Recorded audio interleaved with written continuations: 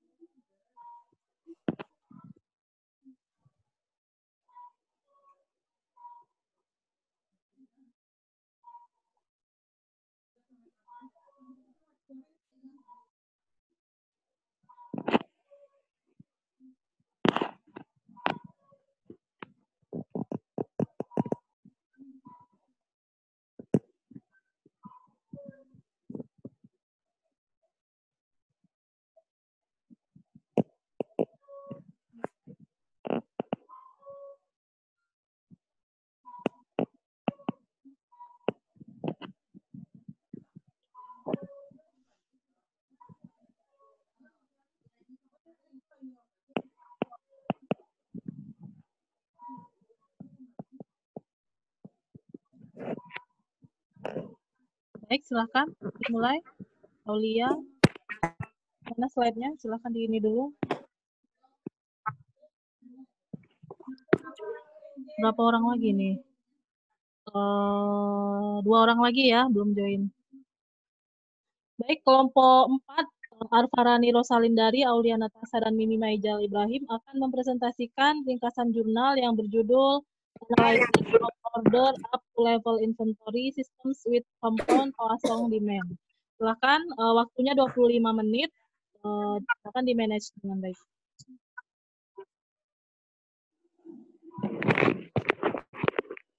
Baik, bismillahirrahmanirrahim. Assalamualaikum warahmatullahi wabarakatuh. Pada hari ini kami akan menjelaskan tentang analisis sistem persediaan order up to level dengan proses Poisson majemuk. Nah, ini adalah jurnal internasional yang berjudulkan Stochastic Process Analysis of Order Up to Level Inventory System with Compound Poisson Demand. Nah, kami dari kelompok 1 yang beranggotakan Arfarani Rosalindari dengan NIM 02, Aulia Natasa dengan NIM 13, dan saya sendiri dengan NIM 23. Lanjut, guys. Awe.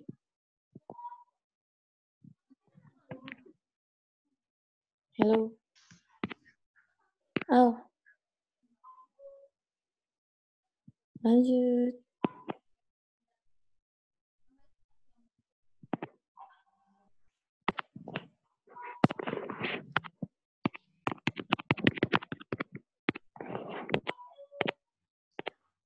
Nah, pada umumnya kan kita tahu bahwa permintaan demand pada setiap analisis untuk pengendalian persediaan itu dinyatakan dengan distribusi normal karena adanya kesesuaian empiris atau kesesuaian nilai dengan permintaan yang diamati atau permintaan yang diingini. Nah, sehingga diasumsikan normalitas untuk barang yang bergerak cepat dengan permintaan yang konstan dan bervariasi. Pada jurnal ini, kasusnya adalah barang bergerak lambat dan permintaan tidak konstan, sehingga asumsi anormalitas tidak dapat digunakan.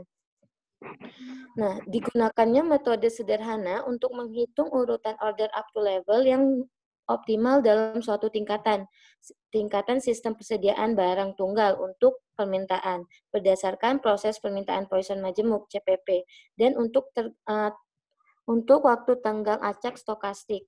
Nah, sedangkan order up to level ini artinya adalah kebijakan tentang persediaan dasar yang sederhana dan optimal. Begitu.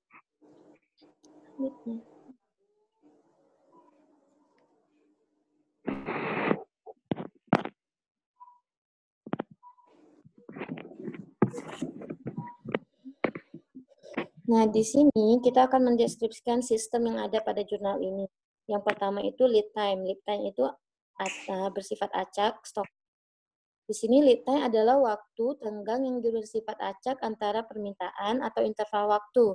Saat tidak terjadi permintaan yang bersifat acak.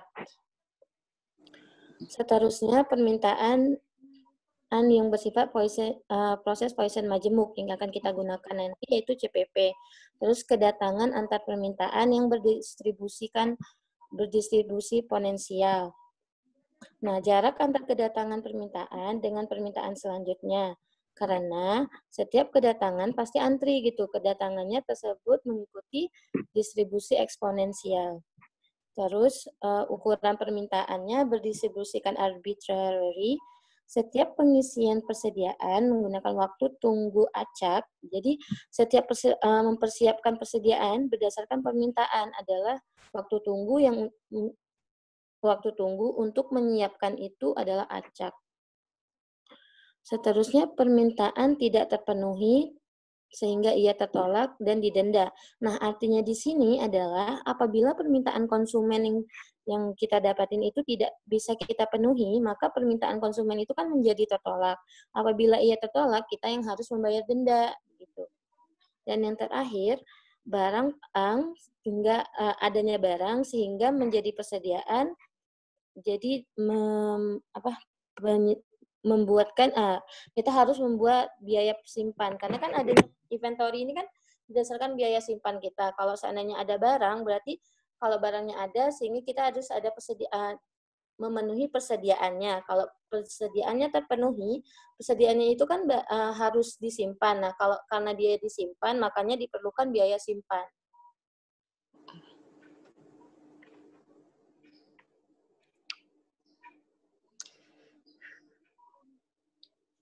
Nah, notasi atau variabel atau parameter yang akan digunakan di sini itu adalah yang pertama L. L itu adalah rata-rata waktu tenggang, itu waktu tunggu, lead time tadi. Lead time itu ada L, waktu rata waktu tenggang. Nah, sedangkan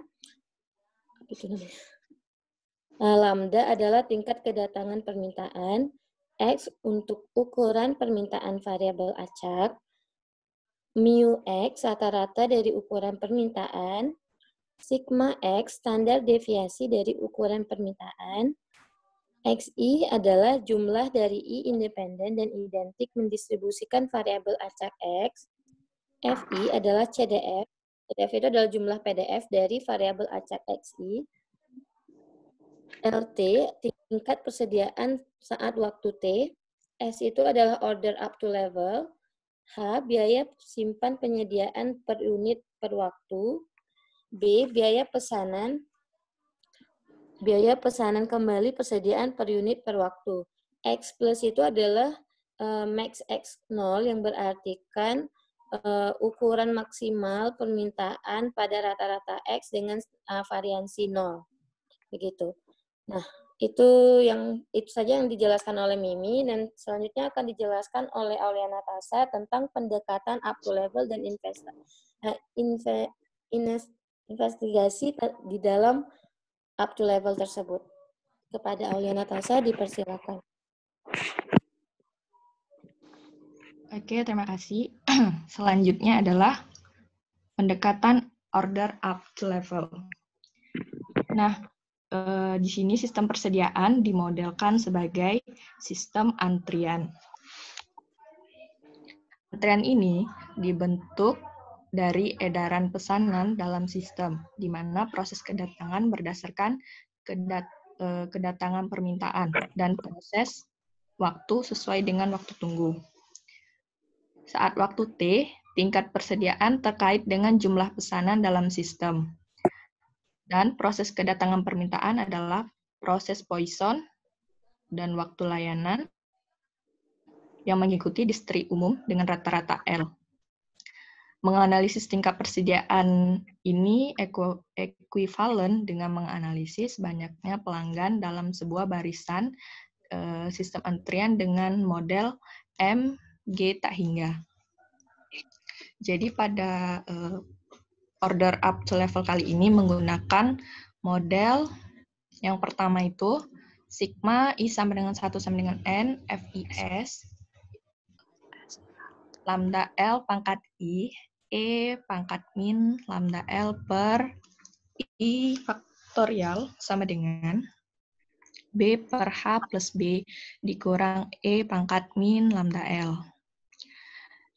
Pemodelan yang kedua, yaitu sigma I sama dengan 1 sama dengan N FIS lambda L pangkat I, E pangkat min lambda L per I faktorial sama dengan B per H plus B dikurang E pangkat min lambda L dikurang 1 kurang sigma I sama dengan 0 sama N lambda L pangkat I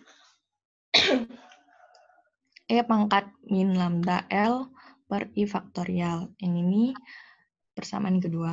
Nah, dari persamaan yang satu dan kedua ini, optimasi dari order up to level dikatakan ketika SU kecil dari order up to level atau yang dilamakan dengan S bintang kecil dari SL. Nah, SU ini adalah persamaan yang ini, yang pertama ini. Sedangkan SL itu persamaan yang kedua atau persamaan ketujuh. Yang apabila ketika N menuju tak hingga. Selanjutnya, untuk menyelesaikan persamaan yang di atas, langkah pertama adalah menentukan nilai awal, yang mana nilai awal ini adalah N sama dengan 1. Selanjutnya adalah langkah 1, yaitu yang pertama, kita menyelesaikan persamaan 6 atau persamaan yang di atas, yang paling atas untuk SUN. Terus langkah yang 1B, kita menyelesaikan persamaan 7 untuk menyelesaikan SLN. Sehingga bisa diselesaikan menggunakan penyederhanaan algoritma dikotomi. Selanjutnya, langkah 3, kita menghitung delta N. Delta N ini didapat dari SUN dikurang SLN. Ketika lambda N kecil dari epsilon, berarti langkah berhenti. Namun, apabila hasil dari delta N ini besar dari epsilon, diulangi lagi yang tadinya N sama dengan 1 menjadi N sama dengan N plus 1. Lalu ulangi lagi kembali ke langkah 1. Apabila metode di atas digunakan, metode sederhana dapat digunakan untuk menentukan nilai N yang mempunyai hubungan SUN dan SLN konvergen kepada S atau kepada order up to level. Nah, untuk memberhentikan algoritma epsilon nilai N, nilai yang epsilon ini harus bernilai seperti ini. 1 dikurang sigma I sama dengan 0N, lambda L pangkat I, E, lambda L per 1 faktorial ini harus kecil dari epsilon.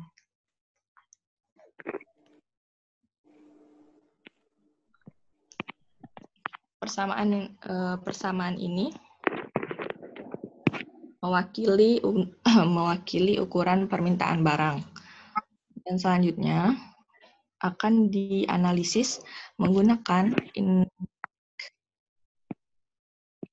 yang mana penganalisisan numerik ini kita menggunakan distribusi gamma. Di sini digunakan L sama dengan 1. L itu rata-rata waktu tenggang. H sama dengan 1. H itu biaya simpan. B sama dengan 1. Biaya pemesanan sama dengan 10. Dengan kriteria berhenti atau epsilonnya 10 pangkat min 4, 10 pangkat min 3, dan 10 pangkat min 2. Lambda itu tingkat kedatangan, N pesanan, dan N bintang itu nilai terkecil atau nilai yang dicari. Dapat dilihat pada tabel. Selanjutnya untuk penyelesaian grafik dan pembacaan tabel akan dilanjutkan oleh Arfarani Rosalindari. Kepada Arfarani dipersilahkan.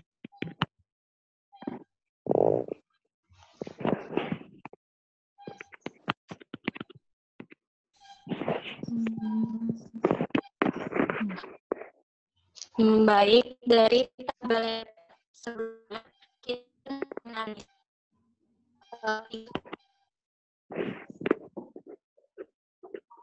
Suaranya putus-putus ini. yaitu SLN. Nah, dari situ kita dapat menganalisis tingkat persediaan berdasarkan batas atas dan batas bawah dengan interval tingkat permintaan yang berbeda-beda. Yang pertama, dari Mas itu kita dapat melihat itu merupakan untuk kasus item barang yang bergerak lambat, karena 1/lambdanya lebih besar dari 1. Sehingga kan kalau dirubah jadinya lambda lebih kecil atau sama dengan 1. Itu merupakan definisi dari kasus barang yang bergerak lambat. Dari situ juga, dari grafik juga tampak bahwa nilai 1/lambdanya semakin lama semakin meningkat lebih dari 1. Nah, itu artinya barang yang berlambat. Kemudian, sistem persediaannya seperti itu dapat dia jadikan sebagai make to order, atau karena barang yang bergerak lambat dan lambdanya lebih kecil dari 1, maka kita harus melakukan order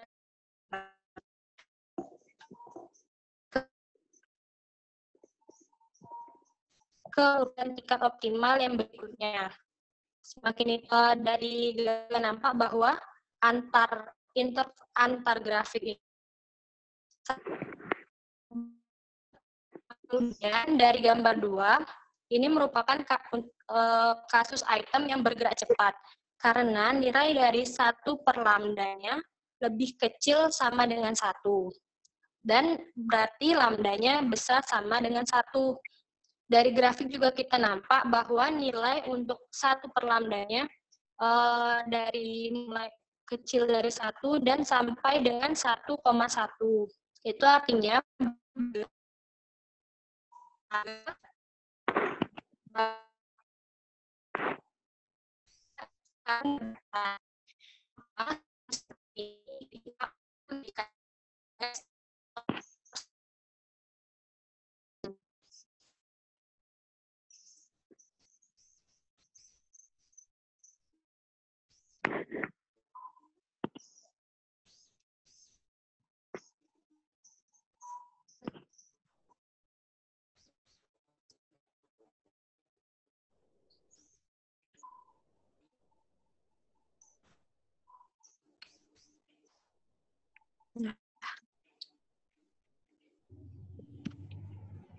Kedengaran suaranya saya.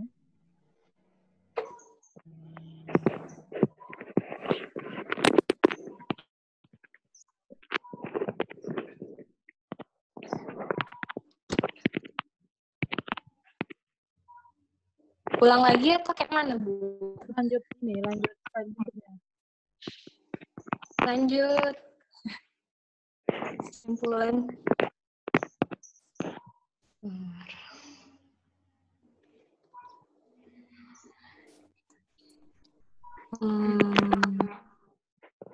Kesimpulan. Kemudian ini kita akan menganalisis dengan tidak menggunakan algoritma. Gambar 1 dan 2 tadi berdasarkan algoritma yang sebelumnya, sedangkan gambar 3 dan 4 tidak menggunakan algoritma. Dari gambar 3, kita dapat menganalisis solusi optimal dari nilai 1/lambda. Nah, dari gambar 3, ini untuk kasusnya bergerak lambat, sama seperti tadi, karena nilainya lebih dari 1. Nilai 1/lambdanya dari grafik nampak lebih dari 1. Kemudian, kesalahan relatif antar urutan dihitung menggunakan pendekatan klasik dan solusi optimal yang dihitung menggunakan algoritma. Jika menggunakan algoritma, dia dapat membuat kesalahan hingga 60% baik. Kemudian untuk gambar 4, ini merupakan kasus untuk item yang bergerak cepat. Karena dari grafik nampak bahwa 1/lambdanya itu nilainya merupakan kecil dari 1, yaitu 0,1 hingga 1,1. Sehingga pendekatan klasik pun memberikan kinerja baik untuk kasus item yang bergerak cepat. Sehingga solusi klasiknya dengan menggunakan pendekatan klasik. Selanjutnya.